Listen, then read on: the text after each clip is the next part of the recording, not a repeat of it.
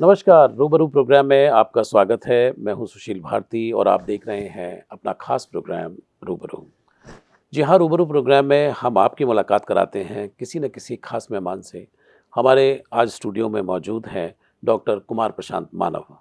हम डॉक्टर कुमार प्रशांत मानव से एक श्रृंखला में बहुत सारे ऐसे विषयों पर बातचीत कर रहे हैं जो कहीं न कहीं आज लोगों की रोज़मर्रा की समस्या है। पिछले एपिसोड में हमने बात की थी आंतरिक शत्रुओं की और आज इस एपिसोड में हम बात करेंगे कि जो मनुष्य के बाहरी शत्रु हैं उनके बारे में हम चर्चा करेंगे। तो आइए पहले स्वागत करते हैं डॉक्टर कुमार प्रशांत मानव का। सर, आपका बहुत बहुत स्वागत है। धन्यवाद जी नमस्कार। नमस्कार। सर, वैसे तो आपने बुक ऑफ लाइफ में बहुत सारी बातें आपने लिख दी हैं और मैं तो बड़ा उसका कायल हूँ और मैं उसको हर रोज़ कोई ना कोई एक जो भी मैं आँख बंद करके पन्ना पलटता हूँ तो मैं उसको पढ़ लेता हूँ और वो पूरे दिन का मेरा काम हो जाता है। सर, मैं अपने मुद्दे पर आता हूँ कि आज जो हमारा विषय है वो है मनुष्य के बाह्य शत्रु। बाह्य शत्रु की जब मैं बात करता हूँ तो बहुत सारे ऐसे शत्रु हैं जिनसे मनुष्य घिरा हुआ है। जैसे कि उसको सबसे पहले तो बहुत ज़्यादा दिखावे की आदत पड़ चुकी है कि वो दिखावे में रहना चाहता है, वो बताना चाहता है कि भाई मैं ऐसा हूँ, वैसा हूँ और उसके लिए वो तमाम तरह के प्रयास कर रहा है। तो आप क्या मानेंगे कि ये जो दिखावा है जीवन के अंदर जो शामिल हो गया है, जिसकी कोई ज़रूरत नहीं है, इससे कैसे निजात पाया जाए और ये क्या नुकसान पहुँचा सकता है? ये जो आपने क्वेश्चन किया, जी। देखा जाए हुँ। तो इस क्वेश्चन के बेस में ही सारे बुराइयां हैं हुँ, और सारे आंतरिक शत्रु भी इसी के बेस पे हैं। हुँ, एक दिखावा अगर आदमी से निकल जाए हुँ, तो फिर उसे ना तो उसे झूठ बोलना, ना उसे बेईमानी करनी, ना उसे धोखा फरेब करना, ना एक क्रोध के अलावा बाकी सारी चीज खत्म हो जाती है। ना उसे ईर्ष्या द्वेष करना किसी से। अगर दिखावा ही नहीं करना तो किस बात का, फिर तो कोई कंपटीशन खत्म ही हो गया। बिल्कुल। लेकिन पैरामीटर समाज के ऐसे बना दिए गए हैं, लोग कह रहे हैं कि भई समाज में अगर ऐसे नहीं रहेंगे, तो वो लोगों ने तो कह दिया, यहाँ तक कह दिया कि जो दिखता है वही बिकता है। आप बिल्कुल सही कह रहे हैं, लेकिन हुँ, मैं मानता हूं कि आजकल सामाजिक मूल्य हुँ, बहुत ज्यादा बदल चुके हैं। जी। तो आप ये ना सोचें कि वो वैल्यूज अप स्टेज जा रही हैं, वो डाउन स्टेज जा रही हैं। हुँ, वो ऊपर नहीं उठ रही, वो नीचे गिर रही हैं। हुँ, ये बदल चुकी है। हुँ, फैक्ट क्या है कि दिखावे से आदमी कदर होने लगी, हुँ, इसलिए इसलिए आदमी अपने आप को बेच के भी दिखावा करेगा, हुँ, उधार ले लेगा, कैसे भी करेगा, वो कर्ज में फंस जाएगा, लेकिन फिर भी अपनी बड़ी गाड़ी, बड़ी इमारतें बना के, बड़ी अपनी संपत्ति बना के दिखाएगा कि भाई मैं कुछ हूँ। क्या रीजन है कि आदमी की थिंकिंग ही वैसी हो गई है। तो बेसिकली हमें अपने आप को पूरा फंडामेंटली चेंज करना पड़ेगा। क्यों? हमें ये देखना पड़ेगा कि फूल से शिक्षा लेनी पड़ेगी। एक फूल से अगर आदमी शिक्षा ले ले तो सारी बुराइयां, सारे बाहर के शत्रु, अंदर के शत्रु सब अपने आप खत्म हो जाएंगे। एक फूल बन जाए। मैं ये कहता हूँ हर एक से कि भैया मेरे प्यारे मित्रों, एक फूल बनने की कोशिश करो बस केवल। अगर फूल बन गए आप तो जीवन में सारे अंदर आंतरिक शत्रु, बाहर शत्रु सब चले गए और असली जीवन जो मीनिंगफुल है वो आपको मिल जाएगा। क्यों? फूल का क्या है, एक तो फूल कांटों में रह के भी खिलता है। तो इस तरह अगर आप कोई विपत्ति में, परेशानी में जो कांटे बांधते हैं उसमें भी आप खेलो। क्या बांध के कि सब कुछ ईश्वर का दिया हुआ है, मेरा काम तो केवल कर्म करना है। मैं तो एक नाटक का पात्र हूँ, रंगमंच का कलाकार हूँ, बाकी मेरा कुछ नहीं है। ये जो परिवार मिला है, जिस तरह की हम ट्रेन में जाते हैं, 3 दिन हमारा रिजर्वेशन होता है, हम एक सीट को ऑक्यूपाई करते हैं, 3 दिन हम उस पर बैठते हैं, उसे यूज करते हैं, बिल्कुल अपना घर मान के उस पर चलते हैं। जब हमारा वो आ जाता है डेस्टिनेशन, हम उसे छोड़ के एकदम चले जाते हैं। वही हमारा जीवन है। तो हमें उससे शिक्षा लेनी चाहिए कि जिस तरह एक ट्रेन का सफर है, इसी तरह हमारे जीवन का सफर है। तो हमें किस बात के लिए दिखावा करना है? दिखावे से क्या फूल क्या बताया, फूल बताया ना, फूल क्या कहता है?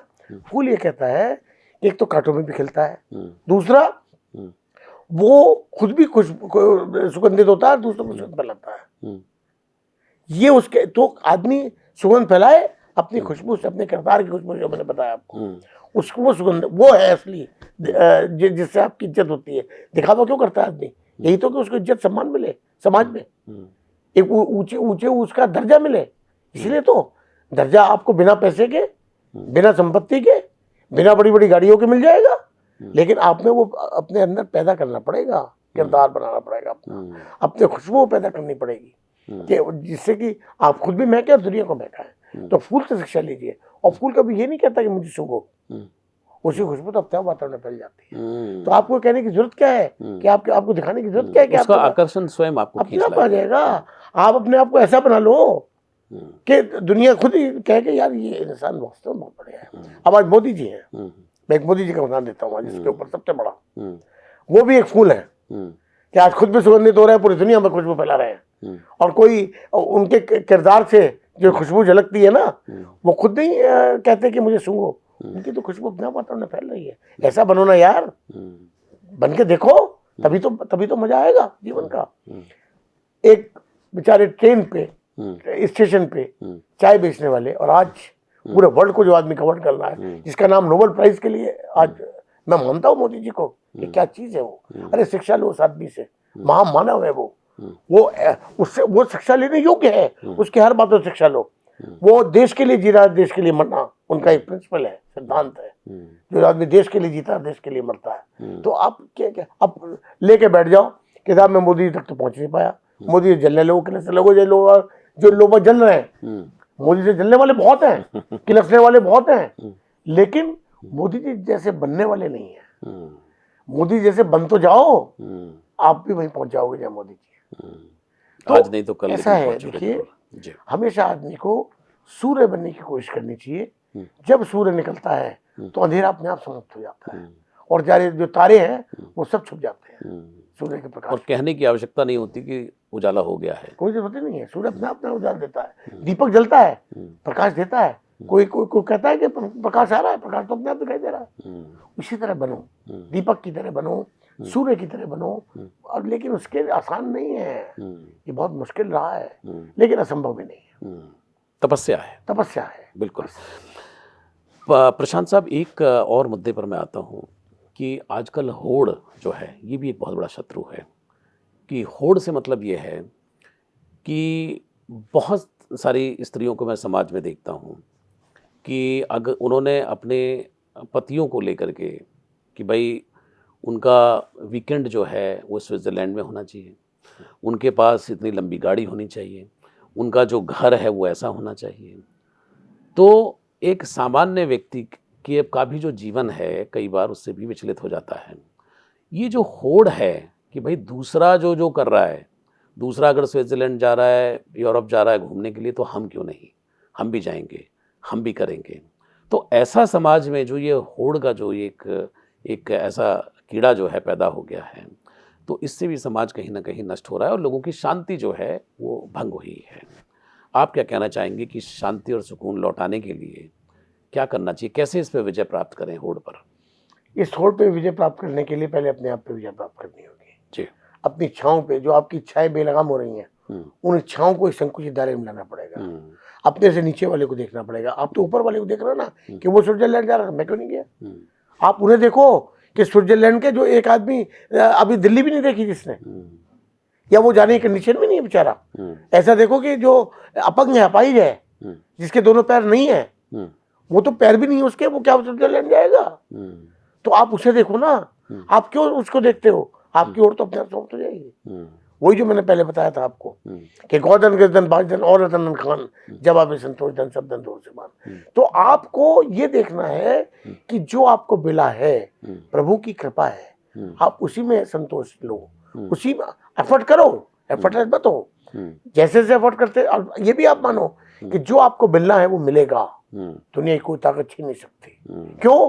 क्योंकि पहले निर्धारित है, आपके कर्म उसको निर्धारित कर चुके हैं कि आपको क्या मिलना है।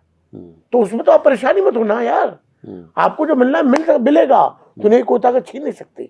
और जो नहीं मिलना वो नहीं मिलेगा, चाहे कुछ आप कितना भी प्रयास कर लो, जो नहीं मिलना नहीं मिलेगा। तो उसके लिए परेशान क्यों? तो ये सारी चीजें अपने आप खत्म हो जाएंगी जब आदमी सोचेगा कि जो मिलना है वो तो अमर है, वो तो निश्चित है, नहीं मिलना वो भी निश्चित है। तो जो मिल रहा है ठीक है, एफर्ट करने हैं, मिलेगा ठीक है, नहीं मिलेगा ठीक है, संतोष परम सुखम, बस। तो उससे अपने आप होड़ की भावना समाप्त हो जाएगी। लेकिन एक बात बताता हूँ आपको मैं, ये भावना है बहुत बड़ी गलत। जो भी गलत काम करने के लिए प्रेरणा देता है, जो भी गलत स्टेप लेने के लिए प्रेरणा देता है, वो सभी होड़ और दिखावा देता है। अगर होड़ और दिखावा आप समाज से माइनस कर दो तो आप देखो कि यहाँ अपराध, यहाँ इस तरह की गलत हरकतें, सब गलत बातें अपने आप दूर हो जाएंगी। क्योंकि जब आदमी संतोषी होगा तो कुछ उसे जरूरत ही नहीं पड़ेगी। वो वाली स्थिति नहीं होनी चाहिए कि जैसे ईर्ष्या, आपने पूछा था मुझसे द्वेष, कि द्वेष की सीमा देखो कहाँ तक जा रही है आजकल। आदमी दूसरे को देख के कहाँ तक जा रहा है, वो सोचता है कि दूसरे को कुछ ना मिले उसे मिल जाए। ऐसा नहीं हो सकता। एक वो है, काल्पनिक कथा है, लेकिन इससे हमें प्रेरणा मिलती है। जी बिल्कुल, काल्पनिक है ये, मैं नहीं मानता इसको। एक आदमी ने ईश्वर की स्तुति की, बहुत, वो प्रसन्न हुए। उनका बोल बेटा बच्चा, तुझे क्या चाहिए, जो तुझे मिलेगा, तूने बहुत तपस्या की है, वो मैं दूंगा, जो मांगे बनेगा। बोले हैं जी, जो आप मांगे, हाँ बिल्कुल वो मिलेगा। तो उसके लालच की सीमा नहीं रही, उसने ये मांग लो, वो मांग लो, मांग लो। फिर एकदम से वो बोले, लेकिन एक बात है ध्यान रखना कि जो तुझे दूंगा तेरे पड़ोसी को उससे दूर ना दूंगा। बोले जी ये क्यों, तपस्या तो मैंने की है, उसने थोड़ी की है। तो ये क्या बात हुई, मैं जो आप मुझे, मैं ये एक गाड़ी मांगूंगा आप उसे 2 दोगे, मैं आपसे 10 करोड़ मांगूंगा आप मुझे 20 करोड़ दोगे, मैं आपसे 4 बिल्डिंग मांगूंगा तो 8 दोगे, ये तो कोई बात नहीं हुई। बोले ये तो मेरा है, बस देख ले तू क्या है। वो तो जल्द बन गया। उससे क्या यार, क्या मांगू क्या मांगू, कहा यार जो भी मांगूंगा इससे डबल मिलेगा। तो उसने कहा जी फिर ऐसा करो भगवान जी, मेरी एक आंख फोड़ दो, इससे पड़ोसी अंधा हो जाए। सीमा यहाँ तक चली गई आदमी की, गिरावट की, विकृति ये है। तो जब इंसान की सीमा इतनी गिर जाएगी, वो क्या क्या जीवन में कर पाएगा। जब समाज ही ऐसा हो जाएगा तो उस समाज में क्या होगा। अब कितना पतन हो रहा है देखो आप। अरे भाई, आप दूसरे की तरक्की को देख कर खुश हो और उससे इंस्पायर हो कि वो इतना तरक्की हो रहा है, मैं भी करूंगा, मैं पीछे करूँ, मैं भी करूंगा। एफर्ट करो। अगर आपने ऐसे बीज बोए हैं तो आपको मिलेगा, बीज बोने पड़ेंगे उसके लिए। ये थोड़ी है फसल तो आपको बढ़िया चाहिए और बीज बोने के टाइम आप सो गए या बीज आपने गले सड़े बो दिए तो आपको फसल कहाँ से मिल जाएगी। ये तो कहावत भी है, रोपे पेड़ बबूल को तो आम कहाँ से हुए। तो plant the best, harvest the best, simple बात है। बिल्कुल, बहुत सिंपल। सर एक चीज़ और भी कि सोच तो 2 प्रकार की होती है, एक अच्छी और एक बुरी सोच। लेकिन यहाँ मैं बात करना चाहता हूँ, जो बाह्य शत्रु की बात हो रही है, विकृत सोच। विकृत सोच की जब मैं बात करता हूँ तो आज समाज के अंदर घर कर गई हैं कुछ चीज़ें, जैसे कि यंगस्टर के लिए, जो भी कॉर्पोरेट वर्ल्ड में काम करते हैं, यंगस्टर हैं और जो भी युवा जो हमारी पीढ़ी है, उसको ऐसा लगता है कि जो वीकेंड है, वीकेंड में मांस मदिरा खाना, शराब पीना और नाचना और ये सब है। तो मैं इसको बुरा नहीं मानता कि आप इंजॉय करें, नाचें, ये जो है। बट एक जो एक स्टेटस सिंबल इसका दे दिया गया है कि अगर आप वीकेंड में ये सब नहीं कर रहे हैं तो आप इस धरती पर बोझ हैं। नहीं, ये एक जो सोच लोगों के अंदर घर कर गई है। आगे जीवन में बढ़ने का क्या उद्देश्य है, राष्ट्र निर्माण में क्या उद्देश्य है, स्वयं के जीवन का क्या उद्देश्य है, उस पर ना सोच करके उदर पूर्ति और आज का जो है इंजॉयमेंट, और इंजॉयमेंट इन तरीकों से, जो इंजॉयमेंट करने का जो तरीका है, ये कुछ ईजाद हो गए हैं। ये भी कहीं ना कहीं एक बहुत बड़ा एक शत्रु है जिसको मैं विकृत सोच कहता हूँ।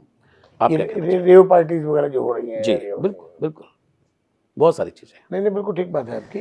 देखिए ऐसा है, मैं आपको बताता हूँ कि जहाँ तक यंगस्टर्स की बात है, हमारे यंगस्टर दिशाहीन है। उनको असली दिशा ज्ञानी नहीं है जी। उनको यही पता नहीं है कि जीवन की यात्रा अंधकार से प्रकाश की ओर लानी है, और जीवन की यात्रा अंधकार से प्रकाश की ओर लाएगी बुक ऑफ लाइफ या ये एपिसोड जो आप बना रहे हैं। क्योंकि इसमें जो विचारों की एक क्रांति है, एक क्रांतिकारी विचार है, इससे समाज में क्रांति आएगी और आदमी बदलेगा, कभी ना कभी तो बदलेगा। एक पत्थर घिसते रहो कभी तो घिसेगा। तो एक मेरी यही सोच है, इसी के सोच के तहत ये काम बराबर चल रहा है। तो विचार जब तक उनके नहीं चेंज होंगे, हमारे नई पीढ़ी के, तब तक कुछ नहीं हो सकता। उसमें गलती उनके माता पिता की है कि उन्होंने उनको प्रॉपर संस्कारित नहीं किया। उनको जो संस्कार देने चाहिए थे वो नहीं दिए, या कहना चाहिए कि उनको खुद ही पता नहीं थे कि क्या संस्कार देने चाहिए। तो जब उन्हें पता नहीं थे तो वो क्या देंगे, तो उनकी गलती नहीं है। लेकिन उनको बदलना तो है हमें। अगर हम उनको नहीं बदलेंगे तो अगर नई पीढ़ी हमारी गुमराह हो गई तो देश तो अपना बर्बाद हो जाएगा।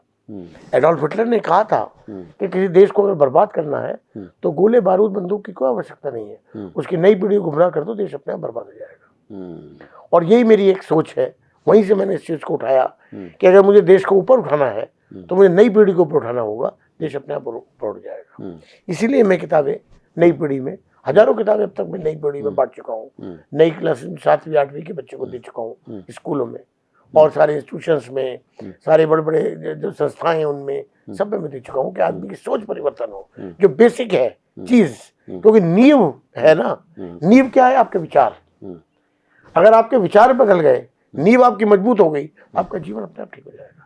जिस दिन आदमी समझने लगेगा तू जो कर रहा है ये कोई स्टेटस सिंबल नहीं है, ये गलत है, ये मानवता नहीं कहती कि तू इस तरह कर। एंजॉयमेंट के तरीके और भी हो सकते हैं, एंजॉयमेंट के तरीके ये भी हो सकते हैं, आदमी की सोच का फर्क है। अगर आप पैसे लगा रहे हो पार्टी में, रेव पार्टी में, लाखों रुपए आप वेस्ट कर रहे हो, एक डिनर 50-50 हजार रुपए में आप कर रहे हो, तो आप ये सोचो कि आप इस काम को आप इस तरह से करो। यहाँ गरीबों की कमी नहीं है, भारतवर्ष एक गरीब देश है, 75% लोग ऐसे हैं जो बिलो पॉवर्टी लाइन रहते हैं, गरीबी रेखा से नीचे रहते हैं। आप उस एंजॉयमेंट को आप वहाँ करो, आप वो पैसा उनके जीवन यापन में, जिन बच्चों की फीस नहीं दे रही है उनकी फीस दें, उनकी फीस की व्यवस्था करने में, जिन लड़कियों की शादी नहीं हो रही उनकी शादी कराने की व्यवस्था में, जिनके पास घर नहीं है उनके घर बनवाने की व्यवस्था में, जिनके पास छत नहीं है उनकी छत देने की व्यवस्था में, जो बीमार हैं उनकी दवाओं का, ये सब चीजें इस तरह से अगर वो पैसा आप वहाँ लगाएं उसकी जगह, तो इससे आपके 4 फायदे होंगे। एक फायदा तो ये होगा कि आपके जो बुरे विचार हैं वो धीरे धीरे समाप्त हो जाएंगे और अच्छे विचार आने लगेंगे। दूसरा फायदा क्या होगा? दूसरा फायदा ये होगा कि आप जिस मनुष्य योनि को आपने प्राप्त किया है, वो मनुष्य योनि जो आपकी नष्ट होने जा रही थी, वो एक अच्छाई की ओर बढ़नी शुरू हो जाएगी और मनुष्य योनि को आप सार्थक कर पाएंगे। तीसरी चीज, जो आप ये ब्लैक बॉल फेंक रहे हो वो आपका अगले जीवन में नष्ट कर रही है। ये तो जीवन नष्ट हो ही रहा है, ये तो बर्बाद हो ही रहा है, अगला ही बर्बाद कर रहे हो आप। लेकिन आप जब ये काम करोगे, इसमें आनंद की प्राप्ति करोगे, तो आपके वो ब्लैक बॉल भी की जगह व्हाइट बॉल परिवर्तित हो जाएंगी, और वो व्हाइट बॉल आपको इस जीवन में भी और अगले जीवन में भी, आने वाले जीवन में भी समय में देगी। इस तरह से अगर आप करोगे तो कितने फायदे हुए आपको। और पांचवा कि आपकी जो आदतें हैं जो बुरी हो गई वो अपने आप ऑटोमेटिकली अच्छी हो जाएंगी, और आप एक फूल बनने की कैटेगरी में आ जाएंगे कि आपने अपने आप सुगंध फैलेगी किरदार की, और वो सुगंध जो होगी वो ये रेव पार्टी वगैरह में कुछ ना मिलने वाली, ये तो सब दिखावा है, ये कुछ नहीं है। लेकिन वो ऐसी होगी जो अजर अमर होगी। आज और की होती है, आज कितना बड़ा ये टावर बनाया मोदी सरदार वल्लभ भाई पटेल का, वो टावर ऑफ यूनिटी, तो किरदार ही खुशबू, statue of unity, statue of unity. तो आप ये किरदार है ना एक, तो ऐसा किरदार बनाना यार, ये क्या जरूरत है कि अपने ये कीड़े मकोड़ों की तरह अपनी जिंदगी को बात कर रहे हो। एंजॉयमेंट का तरीका होता है, आप वैसे एंजॉय कर लो, बात अलग है। आप अच्छे विचार पे चर्चा करो, अच्छी जगह जाओ, अच्छे सोच में जाओ, अच्छी जगह उठो बैठो, इस तरह के कार्य करो समाज में, समाज के उत्थान में अपना हाथ लगाओ, देश के उत्थान में अपना हाथ लगाओ, तब आपको फायदा होगा। तब उसमें आप अपनी जो है वो ये मनोरंजन तलाश करो।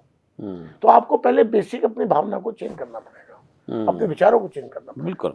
एक लास्ट मैं सवाल आपसे करना चाह रहा हूँ कि शराब, ड्रग्स और चरस, गांजा, ये समाज के ऐसे बहुत सारे शत्रु हैं कि जिनको लगातार लोग जो हैं वो ले रहे हैं, और वो कई बार इसको न्यायोचित भी ठहराते हैं। वो ये कहते हैं कि भाई देखिए, हम अपना गम भुलाते हैं, हम इसको पीने के बाद में हम अपना गम भुलाते हैं, हमारे अंदर जो दुख है उसको हम इसे मार देते हैं, और कुछ समय के लिए हम ठीक रहते हैं। ये लोग इसका लॉजिक देते हैं। आप क्या कहना चाहेंगे कि धीरे धीरे करके जो ये एक सोच बन गई है इस तरीके की कि भाई ये इस तरीके से होगा तो फिर ये ठीक है, तो आपको क्या लगता है कि ये जो सोच है ये किस तरफ लेके जा रही है समाज को, और अगर ये ऐसे ही करते रहे है नहीं, या फिर युवा पीढ़ी भी इसमें अगर लिप्त रही, तो इसके क्या परिणाम हो सकते हैं? बहुत भयंकर परिणाम होगा जी, बहुत भयंकर, क्योंकि ये जो सोच है ये अंधकुएं में लेके जा रही है, जिसमें कोई फिर जब उस कुएं में गिर गए फिर कोई रहा नहीं है कुछ भी। आप एक बात, ये सब मूर्खता है या ज्ञानता है, और इसी ज्ञान को दूर करने के लिए बुक ऑफ लाइफ बनी है, जीवन की यात्रा अंधकार से प्रकाश की ओर। तो मैं ये कहता हूँ कि इस अंधकार से दूर हो, और वो केवल कब होगे जब अपना आंतरिक दीपक खुद जलाओगे। उसके लिए आपको अपना आंतरिक दीपक जलाना पड़ेगा। भाव, ये बुद्ध ने भी कहा है कि अपने सूर्य स्वयं बन जाओ। बिल्कुल सही बात है, बनना पड़ेगा कुछ, ऐसा थोड़ी है।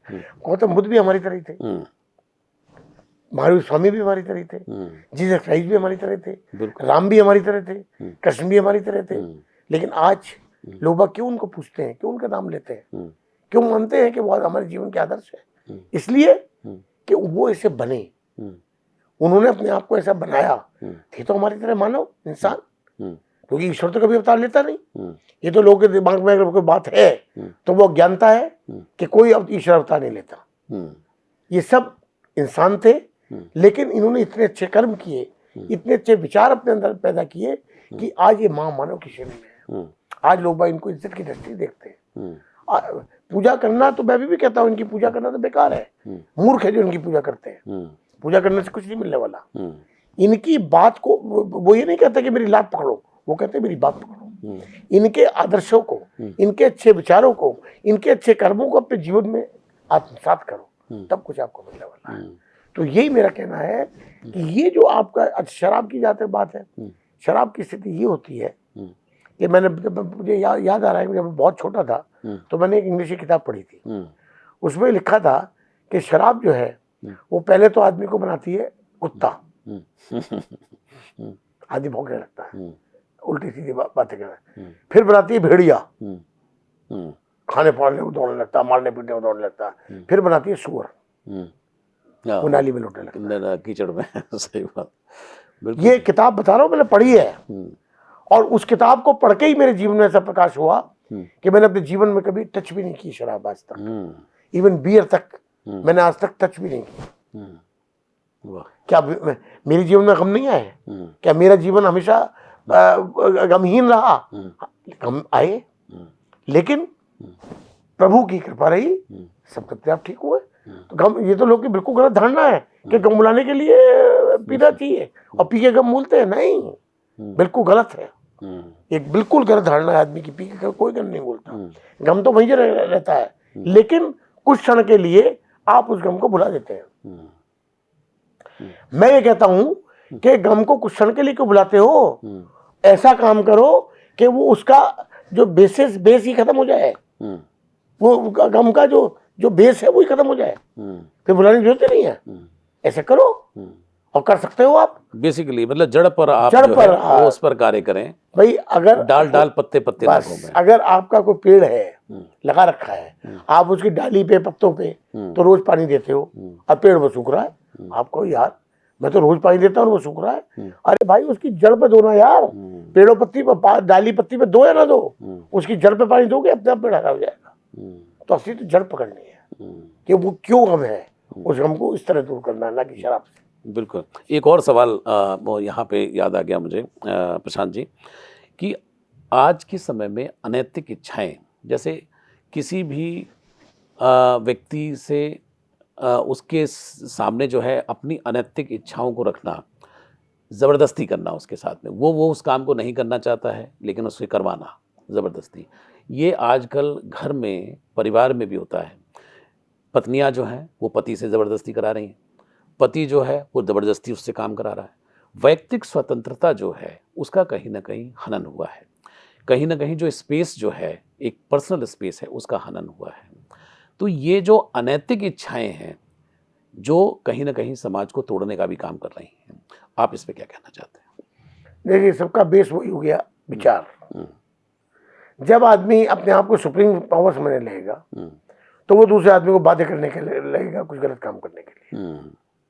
वो समझेगा मैं कह रहा हूँ, अपने तरीके से चलाना चाहेगा, अपने तरीके से चलाना चाहेगा। लेकिन जब उसकी भावना चेंज हो जाएगी, वो ये सोचेगा कि यार मैं तो कुछ है ही नहीं, ये तो जो कुछ है सब प्रभु है, उसी का किया हुआ है, उसी का सब कुछ है, मेरा तो कुछ है ही नहीं। तो वो किसी जबरदस्ती कर ही नहीं सकता, क्योंकि वो सोचेगा कि भाई करने वाला तो प्रभु है, तू तो एक माध्यम मात्र है केवल। तो माध्यम को कोई राइट नहीं बनता किसी के ऊपर जोर जबरदस्ती करने। लेकिन वो इसका लॉजिक ये देते हैं कि मैं ये जो कुछ भी कर रहा हूँ या कर रही हूँ, ये मैं प्रेमवश कर रही हूँ, क्योंकि मैं आपको प्रेम करती हूँ या करता हूँ, इसलिए मैं कर रहा हूँ। वो तो एक बहाना हो गया, वो एक्चुअली लॉजिक नहीं है। एक्चुअली लॉजिक है अंदर की जो तृष्णा है ना, उसको शांत करना, और वो शांत तब होगी जब आप अंदर ही परिवर्तित होंगे।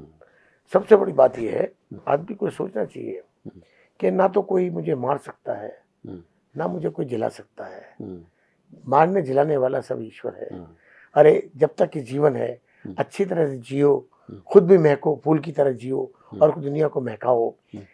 सबसे बड़ी बात है, फानूस बन के हिफाजत जिसकी हवा करे, फानूस बन के हिफाजत जिसकी हवा करे, वो शमा क्या बुझे जिसे रोशन खुदा करे। जिसको रोशन खुदा करे। बहुत ही सुंदर, बहुत ही अच्छा, बहुत ही अच्छा। तो इस तरह का बनो ना यार, कि ईश्वर के ऊपर पूरी तरह से केंद्रित हो जाओ। आप ये सोचो, उसके ऊपर सौंप दो सब कुछ अपना, कि जो कुछ करना है प्रभु आपको करना है। मेरी कोई परेशानी नहीं है, आप ही की है। आप देखो मैंने किया है मेरे जीवन में, जब भी परेशानी आई है प्रभु ने अपने आप सॉल्व किया, मैंने कुछ नहीं किया। तेरा तुझको अर्पण क्या लागे मेरा। मैं जीवन में मेरी बहुत परेशानी आई है, संघर्ष आए हैं, लेकिन उन संघर्षों को प्रभु ने दूर किया है, मैंने कुछ नहीं किया। ये मैं बता रहा हूँ आपको, ये करिश्मा है ये इस बात का, कि ऐसे ऐसे मेरे जीवन में संघर्ष आए हैं कि अगर मैं यहाँ बताने बैठ जाऊं तो रोंगटे खड़े हो जाए लोग।